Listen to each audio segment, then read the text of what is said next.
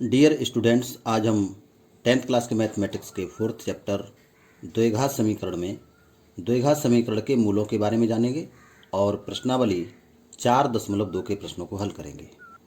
तो आइए जानते हैं कि द्विघात समीकरण के मूल क्या होते हैं। हम यहाँ पर एक द्विघात समीकरण लेते हैं 2x² minus 3x plus 1 equal to 0।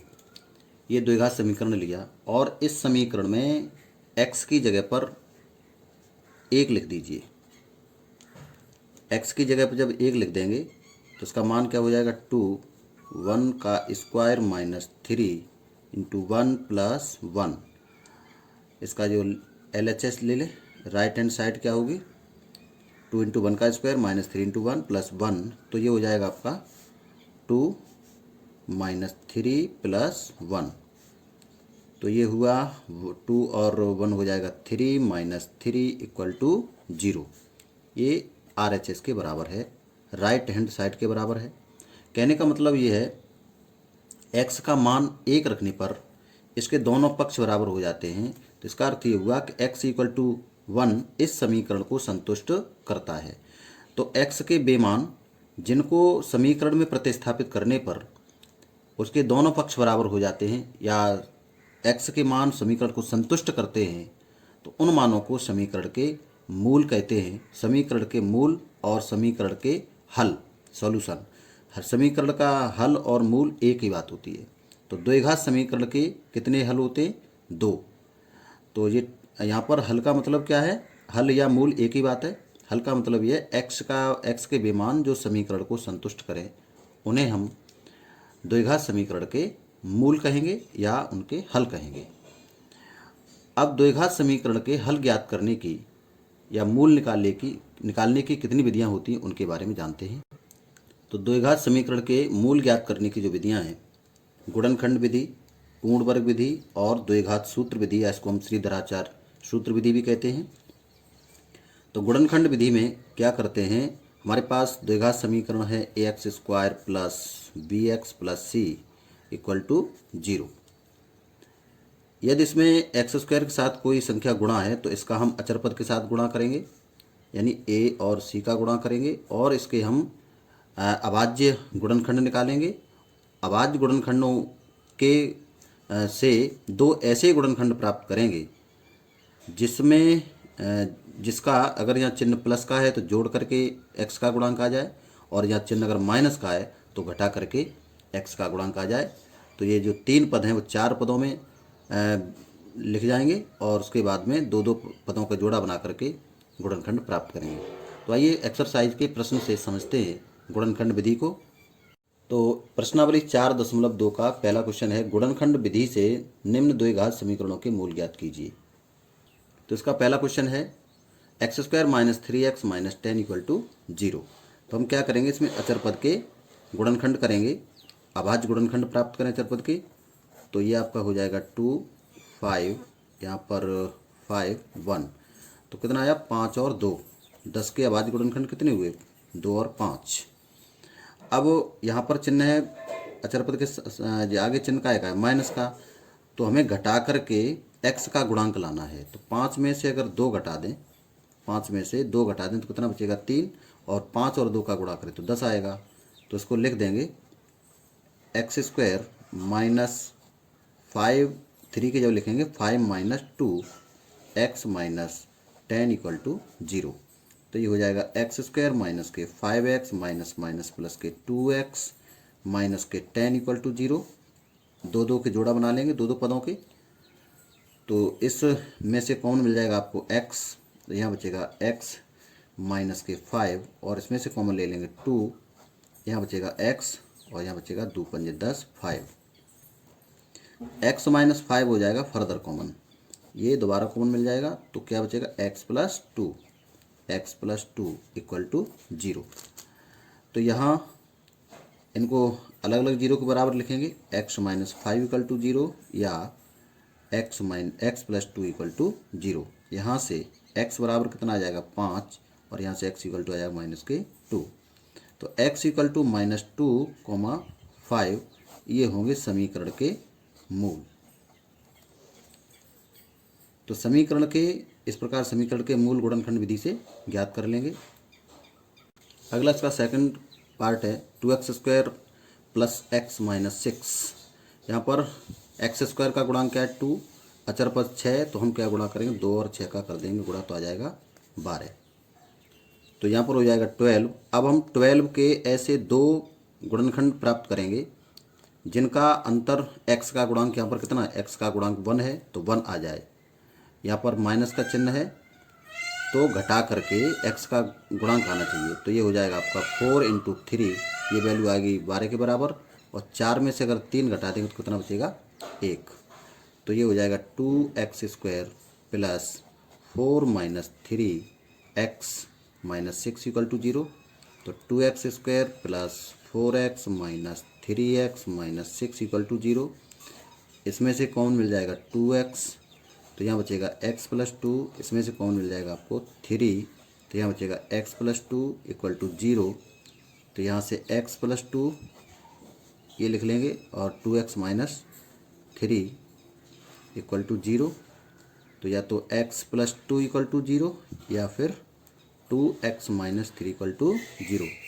तो यहाँ से x इक्वल टू आ जाएगा -2 और यहाँ से x इक्वल टू आ जाएगा 3/2। तो x इक्वल टू -2, 3/2 ये समीकरण के मूल होंगे और ये आंसर हो जाएगा। अगला क्वेश्चन है √2x² plus 7x plus 5√2 equal to 0। इसके हमें गुणनखंड विधि द्वारा मूल ज्ञात करने हैं। तो x² का गुणांक क्या है √2, तो √2 का अचर पद इसमें 5√2 में गुणा कर देंगे, तो ये हो जाएगा आपका 5 इंटू 2 माने 10। अब 10 के हमें ऐसे दो गुणनखंड प्राप्त करने हैं जिनका योग कितना हो 7 हो। तो 5 प्लस 2 इक्वल टू 7 और 5 इंटू 2 इक्वल टू 10।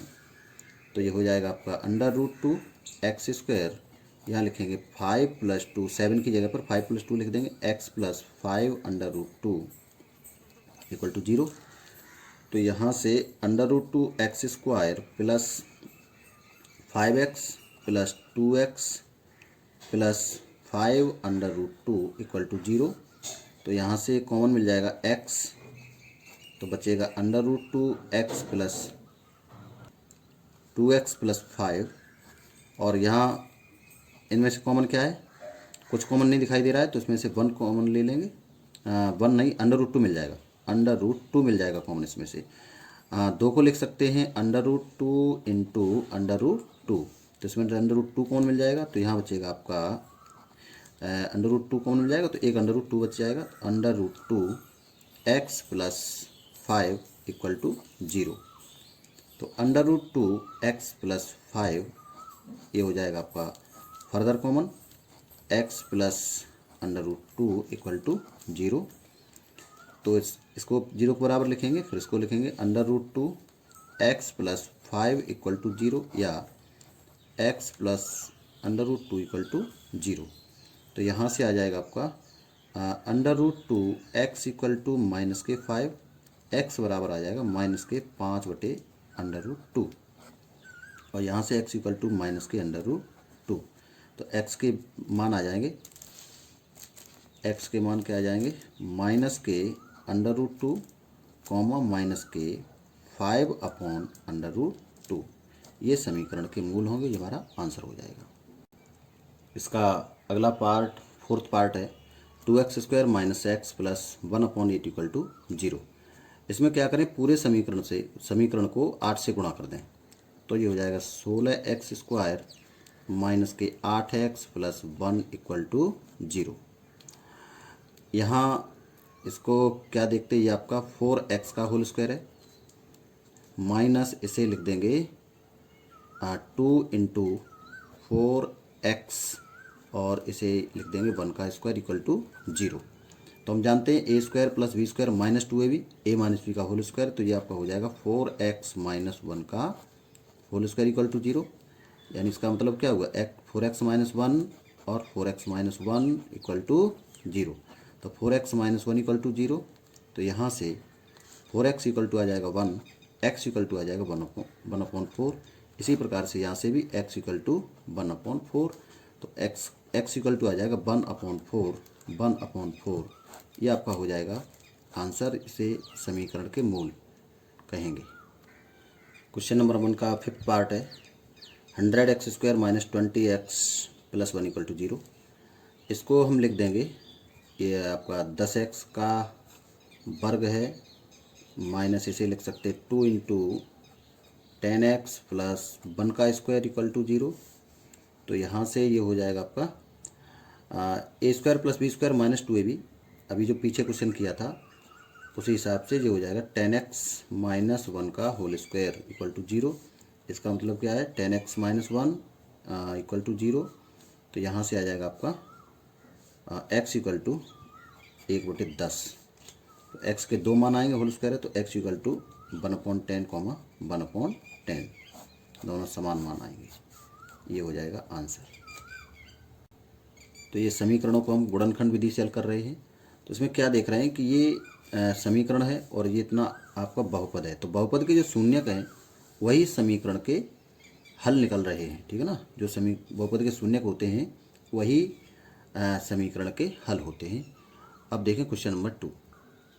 उदाहरण 1 में दी गई समस्याओं को हल कीजिए। क्वेश्चन नंबर 2 है, इसमें उदाहरण 1 में दी गई समस्याओं को हल कीजिए। एग्जाम्पल 1 में निम्न स्थिति को गणितीय रूप में व्यक्त कीजिए। तो पहली जो सवाल था इसमें, जॉन और जीवंती दोनों के पास कुल मिलाकर 45 कंचे थे। दोनों ने 5-5 कंचे खो दिए। अब उनके पास कंचों की संख्या का गुणनफल 124। हम जानना चाहेंगे कि आरंभ में उनके पास कितने कंचे थे। इसके लिए द्विघात समीकरण इसमें बनवाया है। तो ये द्विघात समीकरण जो प्राप्त हुआ है, यहाँ पर मान लेंगे जॉन के पास x कंचे, जीवंती 45 माइनस एक्स बचेंगे क्योंकि दोनों के पास 45 कंचे हैं। 5-5 खो देने के बाद यहाँ x माइनस 5 और यहाँ बचेगा 40 माइनस एक्स। इन दोनों का जो गुणनफल है वो 124 के बराबर है। यहाँ से हमें x² माइनस 45x प्लस 324 ये समीकरण द्विघात समीकरण प्राप्त होता है। इसको हमें हल करना है। तो हम x² minus 45x plus 324 equal to 0 को गुणनखंड विधि से हल करने के लिए 324 के गुणनखंड प्राप्त करेंगे। तो 2 से विभाजित कर देंगे तो 162 बचेगा। यहाँ पर 2 से फिर काट 2 8 16 2 1 2, 3 से काट 27, 3 से काटे 9 और यहाँ 3 और 1। तो यहाँ पर ये इनके अभाज्य गुणनखंड में प्राप्त हुए। अब हमें ऐसे 2 गुणनखंड प्राप्त करने हैं जिनका योग कितना हो 45। तो 3 3 9, 2 दूनी 4, 4 9 36, ठीक है। 36 प्लस 9, 36 9 कितना हो गया 45। तो ये हो जाएगा आपका x² minus 36 plus 9 x plus 324 equal to 0। यहाँ जोड़ करके कितना आना चाहिए 45, क्योंकि चिन्ह प्लस का है इसलिए। तो यहाँ पर हो जाएगा आपका 36x minus 9x plus 324 equal to 0। इसमें से x कॉमन ले लेंगे तो x माइनस के 36 बचेगा और यहाँ से मिल जाएगा आपको 9 कॉमन। तो x माइनस यहाँ बचेगा 36, भाग देंगे 9 से तो 36 बार जाएगा इक्वल टू 0। x माइनस 36 और x minus 9 equal to 0। x minus 36 बराबर 0 या x माइनस के 9 बराबर 0। यहाँ से x बराबर आ जाएगा 36, यहाँ से x बराबर आ जाएगा 9। तो x को माना था जॉन के पास कंचे, तो जॉन के पास कंचे हो गए 36। तो जीवंती के पास कितने कंचे होंगे 45 minus x, 45 minus 36, 36 equal to 9। यदि जॉन के पास 36 कंचे हैं तो जीवंती के पास 9 कंचे होंगे। यदि जॉन के पास 9 कंचे हैं तो जीवंती के पास 36 कंचे होंगे। तो इसको 45 माइनस एक्स अगर यहाँ से निकालेंगे तो 45 माइनस 9 ये आपका 36 आएगा। तो आंसर हो जाएगा या तो 36 और 9 है कंचे या फिर 9 और 36। यहाँ पर जॉन के पास 9 है तो जीवंती के पास 36। अगर जॉन के पास 36 हैं तो जीवंती के पास 9। ये आपका आंसर हो जाएगा। एग्जाम्पल 1 का जो सेकंड पार्ट था उसका जो समीकरण बना है वो आपका x² माइनस के 55x प्लस 750 इक्वल टू 0। इसको हमें गुणनखंड विधि से हल करना है। तो 750 के हम गुणनखंड करेंगे तो ये हो जाएगा 2 3 6 और 2 7 14, 2 5 10। इसमें भाग जाएगा 3 से, 3 एकम 3, 3 दूनी 6 और 3 पंजे 15, 5 से कट जाएगा 25 बार, 5 से कट जाएगा 5 बार, 5 से कट जाएगा 1 बार। तो ये गुणनखंड आए इसके। अब हमें ऐसे 2 गुणनखंड प्राप्त करने हैं। यहाँ चिन्ह प्लस का जोड़ के 55 आना चाहिए। तो 2 3 6 पंजे 30 और 25 55 हो गया। तो यहाँ लिख देंगे x square 30 plus 25 x plus 750 equal to 0। तो ये हो जाएगा एक्स स्क्वायर माइनस के 30x माइनस के 25x प्लस 750 इक्वल टू 0। तो इसमें से कॉमन मिल जाएगा आपको x, तो यहाँ बचेगा x माइनस के 30, यहाँ कॉमन मिल जाएगा 25, तो यहाँ बचेगा x और 25 3 75 minus 30 equal to 0। x minus के 30 और x माइनस के 25 इक्वल टू 0। तो ये हो जाएगा आपका x माइनस के 30 equal to 0 and x minus के 25 इक्वल टू 0। तो x के मान आ जाएगा यहाँ से 30, यहाँ से x का मान आ जाएगा 25। तो x इक्वल टू 30, 25 ये इस समीकरण का हल होगा। क्वेश्चन नंबर 3, ऐसी 2 संख्याएं ज्ञात कीजिए जिनका योग 27 और गुणनफल 182 हो। तो मान लेते हैं पहली संख्या x, माना एक संख्या x है, माना एक संख्या बराबर x। दूसरी संख्या क्या हो जाएगी 27 माइनस x, क्योंकि दोनों संख्याओं का जो योग है वो 27 है। तो दूसरी संख्या हो जाएगी 27 माइनस x। दूसरी संख्या बराबर 27 माइनस x। इन दोनों संख्याओं का जो गुणनफल है वो है आपका 182। तो प्रश्नानुसार दोनों संख्याओं का गुणनफल यानी x और 27 माइनस x का गुणनफल है आपका 182। तो ये हो जाएगा 27x माइनस एक्स स्क्वायर, 182 को पक्षांतर कर लेंगे तो माइनस 182 इक्वल टू 0। माइनस से भाग दे दें, माइनस से गुणा कर दें दोनों पक्षों में, तो ये हो जाएगा आपका एक्स स्क्वायर माइनस के 27x प्लस 182 इक्वल टू 0। इसके गुणनखंड कर देंगे, 182 के गुणनखंड करें तो ये हो जाएगा 2 9 1 और 7 से कट जाएगा 7 एक 7 21, 13 से कटेगा 1। अब हमें इसके 2 ऐसे गुणनखंड ढूंढने हैं जिनका योग कितना हो 27 हो। तो 7 दूनी 14 और 13, 14 13 27 हो जाएगा। तो एक्स स्क्वायर यहाँ लिखा जाएगा 14 प्लस 13 एक्स प्लस 182 बराबर 0। यहाँ से एक्स स्क्वायर माइनस के 14x माइनस के 13x और plus 182 equal to 0। x common ले लेंगे तो यहाँ बचेगा x माइनस के 14 और इसमें से कॉमन ले मिल जाएगा हमें 13, यहाँ बचेगा x और ये माइनस माइनस हो जाएगा यहाँ पर, यहाँ बचेगा 14 इक्वल टू 0। तो x माइनस के 14 और x माइनस के 13 इक्वल टू 0। तो x के मान क्या आ जाएंगे, x माइनस 14 इक्वल टू 0 या x माइनस 13 इक्वल टू 0। तो यहाँ से x इक्वल टू कितना आ जाएगा 14। एक संख्या कितनी निकली 14 निकली, तो दूसरी संख्या निकालेंगे तो 27 माइनस x यानी 27 माइनस के 14। तो ये दूसरी संख्या कितनी आ जाएगी आपकी, दूसरी संख्या आ जाएगी 13। तो एक संख्या 14 तथा दूसरी संख्या 13 है, यही आंसर हो जाएगा। पहली संख्या 14, दूसरी संख्या 13। अगला क्वेश्चन है क्वेश्चन नंबर 4, 2 क्रमागत धनात्मक पूर्णांक ज्ञात कीजिए जिनके वर्गों का योग 365 हो। तो मान लेंगे, माना 2 क्रमागत धनात्मक पूर्णांक x, x प्लस 1 है, इनके वर्गों का योग 365 है। प्रश्नानुसार इनके वर्गों का योग कितना 365। तो x square plus x plus 1 का होल स्क्वायर इक्वल टू 365।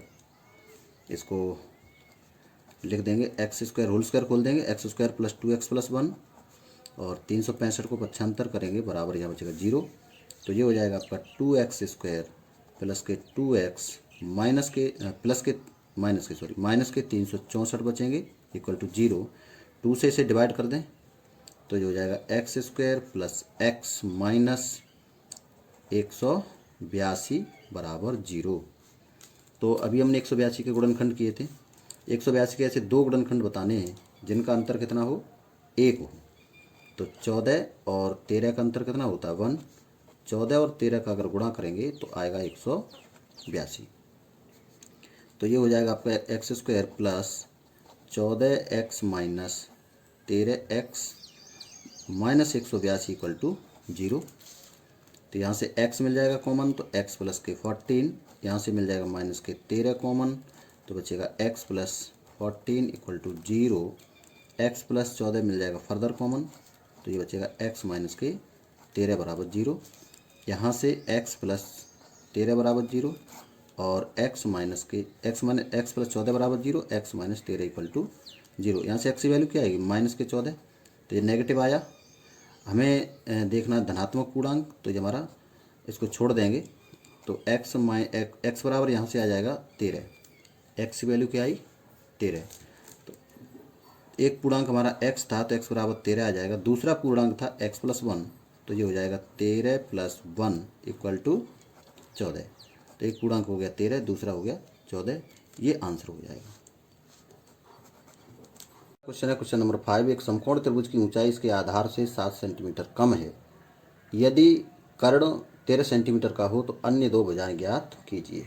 तो मान लेंगे समकोण त्रिभुज का आधार x सेंटीमीटर है। माना समकोण त्रिभुज का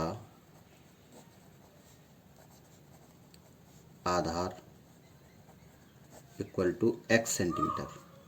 तो इसकी ऊंचाई क्या हो जाएगी, समकोण त्रिभुज की ऊंचाई हो जाएगी, आधार से 7 सेंटीमीटर कम है ऊंचाई, x माइनस 7 सेंटीमीटर। कर्ण दिया है, कर्ण आपका 13 सेंटीमीटर का है। तो हम समकोण त्रिभुज में जानते हैं कर्ण का वर्ग बराबर अन्य 2 भुजाओं के वर्गों का योग। तो यहाँ लिख देंगे कर्ण का वर्ग बराबर अन्य 2 भुजाओं के वर्गों का योग, यानी लंब वर्ग प्लस आधार वर्ग। तो यहाँ से यह आ जाएगा 13 का वर्ग इक्वल टू ये हो जाएगा आपका x माइनस 7 का whole square plus x square. यहाँ पर 169, इसका होल स्क्वायर खोल देंगे तो हो जाएगा 14x plus 49 plus x square. X square 2x square हो जाएगा, तो जो हो गया 2x स्क्वायर माइनस के 14x प्लस के 49, 169 को पक्षांतर करेंगे तो माइनस के 149 इक्वल टू 0। तो ये हो गया 2x स्क्वायर माइनस के 14x और घटा देंगे तो कितना बचेगा 120 प्लस माइनस 120 इक्वल टू 0। 2 से भाग चला जाएगा, माइनस के 7x माइनस के 60 बराबर 0। अब हम क्या करेंगे, 60 के ऐसे 2 गुणनखंड ढूंढेंगे जिनका अंतर कितना हो, 7 हो। तो 12 और 5 का अगर गुणा करें तो 60 आएगा।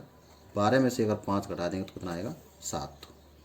X square minus 12 minus 5 x minus 60 equal to 0। तो एक्स स्क्वायर माइनस के 12x minus minus plus 5x plus 60 equal to 0। x common ले लेंगे तो x माइनस के 12 प्लस के 5 कॉमन ले लेंगे तो x माइनस के 12 इक्वल टू 0। x माइनस 12 हो जाएगा फर्दर कॉमन, तो x प्लस 5 इक्वल टू 0। यहाँ से x माइनस के 12 बराबर 0 या x प्लस 5 इक्वल टू 0। तो यहाँ से x इक्वल टू आ जाएगा 12 और x बराबर आ जाएगा माइनस के 5। ये अमान्य होगा क्योंकि भुजाएं हो कि नेगेटिव नहीं हो सकती, जो लंबाई होती है वो कभी नेगेटिव नहीं होती। तो x इक्वल टू कितना आ गया, 12। दूसरी वजह क्या थी, x माइनस के 7। x माइनस 7 की वैल्यू क्या होगी, 12 माइनस 7 इक्वल टू 5 सेंटीमीटर। ये 12 सेंटीमीटर, तो एक वजह आ गई 12 सेंटीमीटर और दूसरी आ गई 5 सेंटीमीटर। ये हमारा आंसर हो जाएगा। एक्सरसाइज का question number 6 and last question. एक कुटीर उद्योग एक दिन में कुछ बर्तनों का निर्माण करता है। एक विशेष दिन यह देखा गया कि प्रत्येक नग की निर्माण की लागत उस दिन के निर्माण किए गए बर्तनों की संख्या के 2 गुने से 3 अधिक है। यदि उस दिन की कुल निर्माण लागत ₹90 थी तो निर्मित बर्तनों की संख्या और प्रत्येक नग की लागत ज्ञात कीजिए। तो मान लेते हैं उस दिन निर्मित किए गए बर्तनों की संख्या x है। तो माना निर्मित बर्तनों की संख्या इक्वल टू x। अब उस दिन बर्तनों की संख्या x और लागत कितनी है? लागत बर्तनों की संख्या के 2 गुने से 3 अधिक है। तो लागत इसकी कितनी आई? बर्तनों की संख्या के 2 गुने से 3 अधिक, इतने रुपए लागत आई। उस दिन की कुल लागत कितनी थी? 90 रुपये। तो एक बर्तन की लागत ये है और x बर्तनों की लागत कितनी होगी? 2x। x का इसमें गुणा कर देंगे तो प्रश्नानुसार हो जाएगा x 2x plus 3 equal to 90।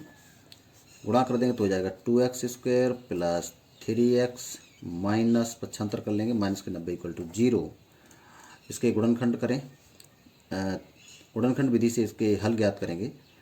तो 2 का गुणा करेंगे 90 में, 2 इंटू 90 इक्वल टू आ जाएगा 180। तो 180 के हमें ऐसे 2 गुणनखंड प्राप्त करने हैं कि घटा करके आ जाए 3। तो 180 के यहाँ गुणनखंड कर देंगे, 290, 245, 315, 3, 5 और 5।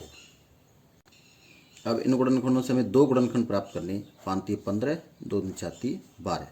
15 में से अगर 12 को घटा देंगे तो कितना बचेगा? 3। तो ये हो जाएगा आपका 2x स्क्वायर प्लस 15 माइनस के 12 x माइनस के 90 इक्वल टू 0। तो ये हो जाएगा 2x square plus 15x minus 12x minus के 90 इक्वल टू 0। इसमें से कॉमन मिल जाएगा x, तो क्या बचेगा? 2x plus 15। इसमें से कॉमन मिल जाएगा आपको 6 कॉमन ले लेंगे तो यहाँ बचेगा 2x, 15 6 90 प्लस 15 इक्वल टू 0। तो यहाँ से 2x प्लस 15 ये हो जाएगा फर्दर कॉमन, x माइनस के 6 इक्वल टू 0। तो यहाँ लिखेंगे 2x प्लस 15 इक्वल टू 0 या फिर x माइनस के 6 इक्वल टू 0। यहाँ से x की वैल्यू आ जाएगी 6 और यहाँ से x की वैल्यू आएगी माइनस के 15/2। बर्तनों की संख्या कभी नेगेटिव नहीं हो सकती, तो ये आपका अमान्य होगा, इसको छोड़ देंगे। x इक्वल टू कितना आया? 6 आया। ठीक है, तो एक दिन में कितने बर्तन बने? 6 बर्तन बने। और प्रत्येक नग की लागत क्या होगी? तो लिख देंगे एक दिन में बने बर्तन इक्वल टू 6 और उसकी लागत कितनी होगी? लागत हो जाएगी 90/6। 6 बर्तनों की एक बर्तन की लागत निकालेंगे तो की लागत में इन बर्तनों का भाग दे देंगे तो ये आपका आ जाएगा 15। तो लागत हो गई, एक बर्तन की लागत हो गई 15 रुपये और कुल बर्तन कितने बने? 6। ये हो जाएगा आंसर। तो इस प्रकार ये प्रश्नावली पूरी होती है और आशा करता हूँ कि आप लोगों को समझ में आई होगी। अगली प्रश्नावली को अगले वीडियो में देखेंगे।